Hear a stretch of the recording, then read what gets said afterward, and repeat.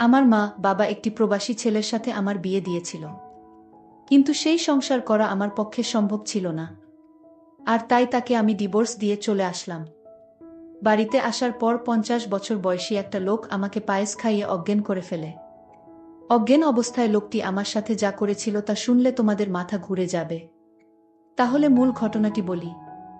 35 বছর বয়সী প্রবাসী ছেলের সাথে যখন আমার বিয়ে হয় তখন আমার বয়স তার অর্ধেক। খুব বিপদে পড়ে বিয়েটা করেছিলাম, কিন্তু আমার সাথে এমনটা ঘটবে কে জানে। মনে করেছিলাম বিয়ে করলে হয়তো ভালো একটা পরিবেশ পাব, যেখানে আমি সুখে থাকতে পারবো। কিন্তু যেটা ভেবেছিলাম সেটা ভুল ছিল।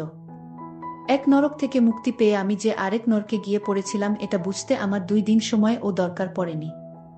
স্বামী নামের একটা কীটের হাতে এসে পড়েছিলাম আমি।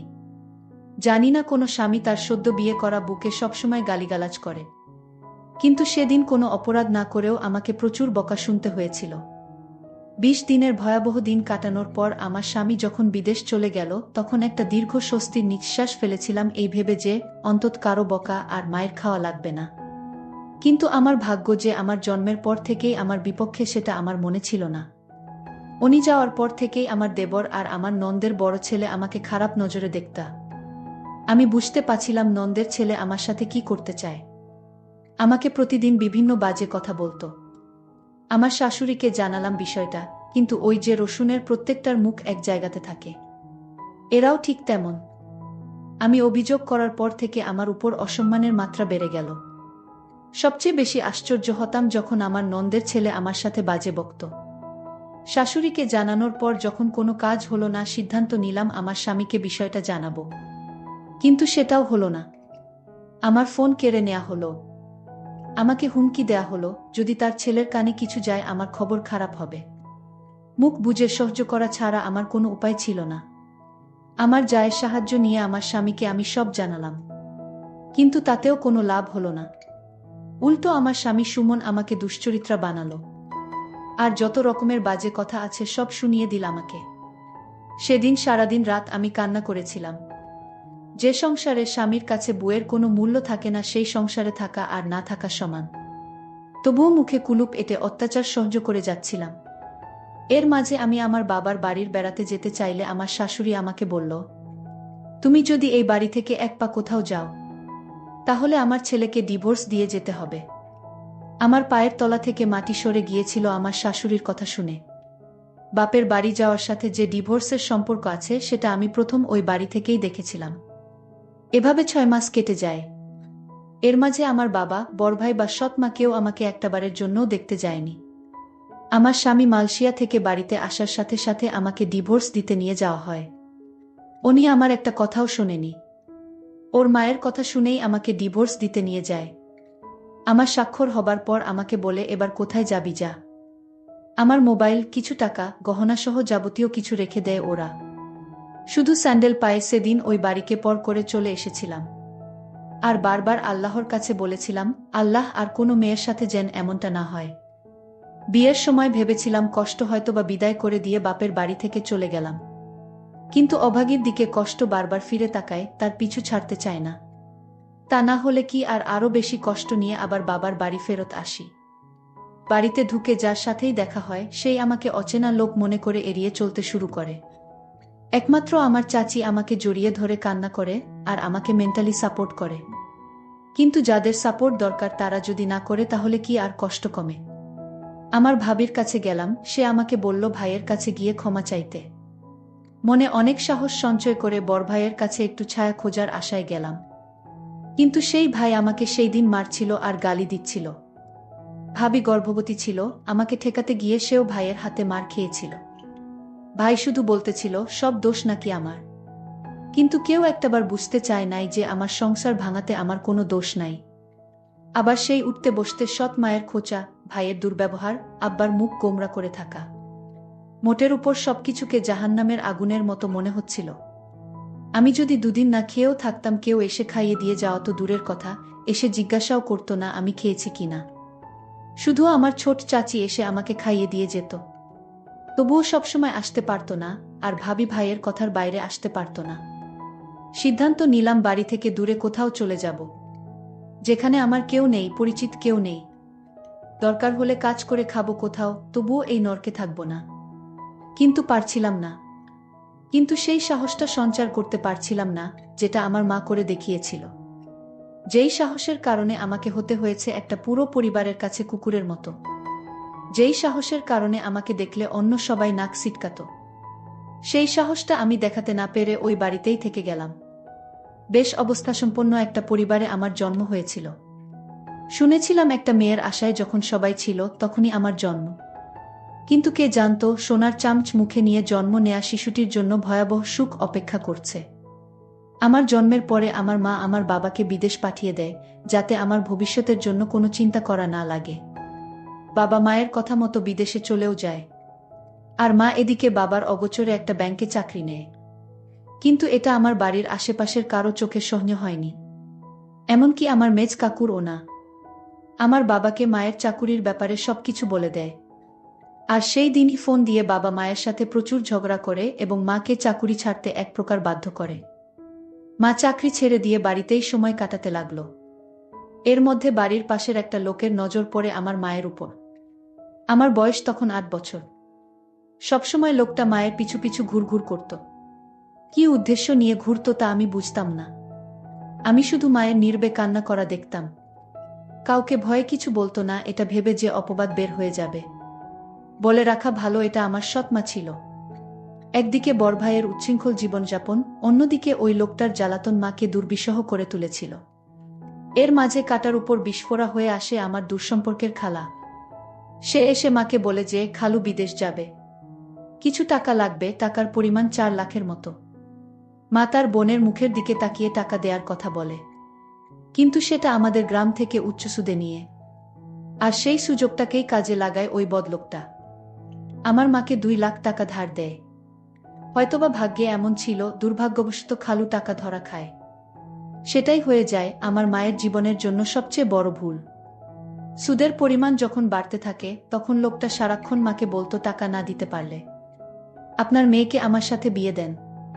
লোকটার বয়স প্রায় 50 হবে। আর সেই লোক কিনা আমাকে বিয়ে করতে চায়। এক কথায় পরিস্থিতির ফায়দা লুটতে থাকলো। হঠাৎ করে মা চেঞ্জ হতে থাকলো। যেই মা আমাকে কোনোদিন বকা দিত না, সেই মা আমার গায়ে হাত তুলত যখন তখন। দিন দিন আমার মা এই লোকটার সাথে বিয়ে দিতে চাইতো। তখন তো বুঝতাম না কাহিনী কি, যেটার বাঁধন থেকে মা বেরিয়ে আসতে পারে নাই। লোকটা দেখতে খুব বাজে ছিল। আর সেই লোকের সাথে আমার বিয়ে দিতে চায়। একদিন 50 বছরের লোকটি আমাদের বাড়িতে এসে আমার মাকে বলল, এই শোন, যদি 15 দিনের মধ্যে টাকা না দিতে পারো তাহলে আপনার মেয়েকে আমার সাথে বিয়ে দিয়ে দেন। আমার মা আমাকে বুঝিয়ে বলল, আমি এত টাকা কোথায় থেকে দিব? তুই বরং লোকটাকে বিয়ে করে ফেল। ওর অনেক টাকা পয়সা আছে, তুই সুখে থাকবি। তুই আর না করিস না মা। লোকটার বয়স হয়তো একটু বেশি। আমি মাকে বললাম, মা, আমি দরকার হয় মরে যাব, তাও ওই বুইড়া লোকটাকে বিয়ে করতে পারবো না। আমি মনে মনে সিদ্ধান্ত নিলাম আমি এই বাড়ি থেকে পালিয়ে যাব। কিন্তু পালিয়ে কোথায় গিয়ে থাকবো, কার কাছে যাব? কিন্তু আমি পালিয়েও যেতে পারলাম না। যেদিন ঘর থেকে পালাবার চেষ্টা করছিলাম, সেই দিন ঘর থেকে বাহির হওয়ার সময় মা দেখে ফেলে। তারপর আমার পিছু নেয়। আমি যখন একটা সিএনজিতে উঠলাম, আর সেই সিএনজিতে বসা ছিল সেই লোকটা যার সাথে আমার বিয়ে হবার কথা। লোকটার নাম শুনেছিলাম আকবর আলী। সেই আকবর আলী আমাকে দেখে ধরে ফেলে এবং বাসায় নিয়ে যায়। বলে রাখা ভালো যে মা এই 50 বছর বয়সী আকবর আলীর সাথে বিয়ে দিতে চাইছে। সে আসলে আমার আপন মা না, সে আমার সৎ মা। আর সৎ মা বলেই এরকম একটা 50 বছর বয়সী লোকের সাথে আমার বিয়ে দিতে চাইছে। তাছাড়া ঋণ পরিশোধ করতে আমাকে তার সাথে বিয়ে দেওয়া হচ্ছে। যাই হোক, আমাকে সিএনজি থেকে লোকটা ধরে বাড়িতে নিয়ে আসলো। আর বলল, শোন, আমার কিসের অভাব? আমার সাথে বিয়ে হলে তোর সমস্যা কি? আমি লোকটিকে বললাম, দেখুন, আপনি আমার বাবার বয়সী, আপনি আমাকে এখান থেকে চলে যেতে দিন। আমি এখানে থাকবো না আর আপনাকে বিয়ে করতে পারবো না। দরকার হয় মরে যাবা, তাও আপনার সাথে আমার বিয়ে হবে না। লোকটি আমার কথা শুনে আমাকে জোরে একটা থাপ্পড় মেরে বলল, এই মেয়ে, কি ভাবছিস তুই? আমার টাকার কি সুতা নাই? তোর মা যদি 1 সপ্তাহের ভিতরে টাকা ফেরত না দেয় তাহলে তোর অবস্থা খুব খারাপ হয়ে যাবে। হঠাৎ লোকটির ব্যবহার পরিবর্তন হতে শুরু করল। লোকটি বলল, শোন মা, আসলে আমি ভুল করেছি। তুই আমার মেয়ের মতো। আজ যদি আমার একটা মেয়ে থাকতো তাহলে আমি কি এরকম একটি লোকের হাতে তুলে দিতে পারতাম? লোকটির পরিবর্তন দেখে আমার মনের ভিতর সন্দেহর সৃষ্টি হলো। লোকটি হঠাৎ এরকম পরিবর্তন হলো কেন? এই বিষয়টা নিয়ে আমি অনেক চিন্তিত হলাম। লোকটি আমার জন্য নিজ হাতে রান্না করে আমার জন্য খাবার নিয়ে এলো। আমি বললাম, আমি খাবো না। আমাকে এখান থেকে যেতে দিন। আমি এখানে থাকতে চাই না। এখানে আমার দম বন্ধ হয়ে আসছে। আকবর আলী তখন আমায় বলল, ঠিক আছে, তুই যেখানে যেতে চাস সেইখানেই তোকে যেতে দিব, কিন্তু আজ রাতটা আমার বাসায় থেকে যা। আমি কথা দিচ্ছি কাল সকালে আমি তোকে আর আটকাবো না, আমি তোকে বিদায় দিয়ে দিব। তুই যেখানে যেতে চাস সেইখানেই যাবি। আমার মনের ভিতর আরো সন্দেহর সৃষ্টি হলো, আজ রাত থাকার কথা বলছে কেন? কি হয় জানি না। আকবর আলীর বাড়িতে কেউ নাই। আকবর আলীর বউ মারা গেছে। তার একটা ছেলের সন্তান আছে। সে বিদেশে থাকে। আকবর আলী নিজে রান্না করে, মাঝে মাঝে বোয়া এসে রান্না করে দিয়ে যায়। আকবর আলী আমাকে বলল, মা, আজ আমি তোর জন্য নিজের হাতে পায়েস রান্না করেছি। একবার খাইলে বারবার খাইতে মন চাইবে। আকবর আলীর কথা শুনে আমি কিছুটা অবাক হলাম। যেই লোকটা সুদ খায়, আর সেই লোকটা আমাকে এভাবে নিজ হাতে রান্না করে খাওয়ানোর পিছনে অবশ্যই কোনো কারণ আছে। আকবর আলী আমার জন্য পায়েস নিয়ে এসেছে আর বলছে, নে মা, খেয়ে চুপচাপ ঘুমিয়ে পড়। আর যদি তুই পায়েসটা না খাস তাহলে আমার ভীষণ কষ্ট হবে। খেয়ে নে মা, আমি কথা দিলাম কাল তুই যেখানে যেতে চাইবি ঠিক সেইখানে আমি তোকে দিয়ে আসব। তাও তুই খেয়ে নে। আকবর আলী আমায় এমনভাবে বলছিল, আমি না খেয়ে পারলাম না। আমি আকবর আলীর নিজ হাতে তৈরি করা পায়েসটুকু খেয়ে নিলাম। পায়েসটা খাওয়া ৩০ মিনিট পর আমার শরীরটা কেমন জানি করতেছিল। শরীরটা অস্থির অস্থির লাগছিল। আমার কিছুই ভালো লাগছিল না। আমার চোখে কিছুটা ঝাপসা দেখতে লাগলাম। আমার মাথাটা জিমজিম করে ঘুরাচ্ছে। আমার কাছে মনে হচ্ছে পৃথিবীটা ঘুরতেছে। আমার এরকম অস্থির দেখে আকবর আলী জিজ্ঞেস করল, কিরে মা, কি হয়েছে তোর? যেই লোকটা ২ দিন আগে আমাকে তার ঘরের বউ হিসেবে দেখতে চায়, আর সেই আকবর আলী আমাকে নিজের মেয়ে বানিয়ে ফেল, এটা আমার কাছে কেমন জানি অদ্ভুত ব্যাপার মনে হলো। যাই হোক, পায়েস খাওয়ার পর থেকে আমার মাথাটা কেমন জানি ঘুরাচ্ছে, প্রচুর ঘুম পাচ্ছিল। আমি হঠাৎ বিছানায় শুয়ে পড়লাম। আমি ঘুমিয়ে পড়লাম। এরপর আমার সাথে যা ঘটেছিল তা শুনলে তোমাদের হুঁশ থাকবে না। আমি যেন অজ্ঞান অবস্থায় ঘুমিয়ে পড়লাম। আমার কোন হুঁশ ছিল না। তারপর আকবর আলী আস্তে করে আমার রুমে আসলো আর আমার বিছানায় বসল।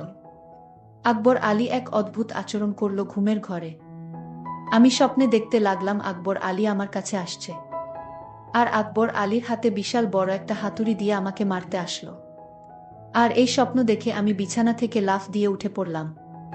উঠে দেখি রুমে কেউ নাই, তবে আমাকে কেমন জানি এলোমেলো লাগছে। মনে হচ্ছে আমার ঘরে কেউ আসছিল। আমি বিছানায় একটা ঘড়ি দেখতে পেলাম। আর সেই ঘড়িটি আকবর আলীর হাতে ছিল। আমি ভালো করে লক্ষ্য করলাম এটা আকবর আলীর হাতে ছিল। কিন্তু দরজা তো ভিতর থেকে লক করা, তাহলে আমার রুমে কেউ ছিল না।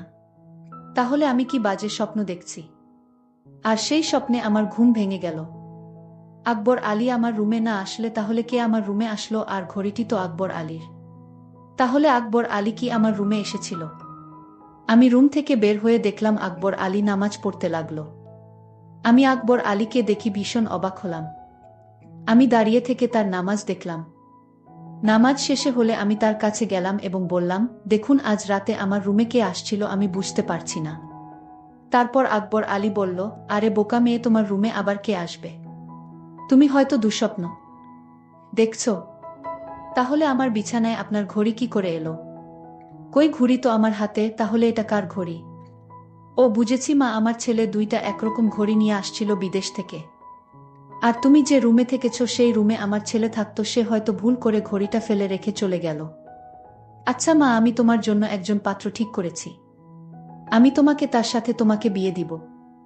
তোমার মায়ের সাথেও আমার কথা হয়েছে।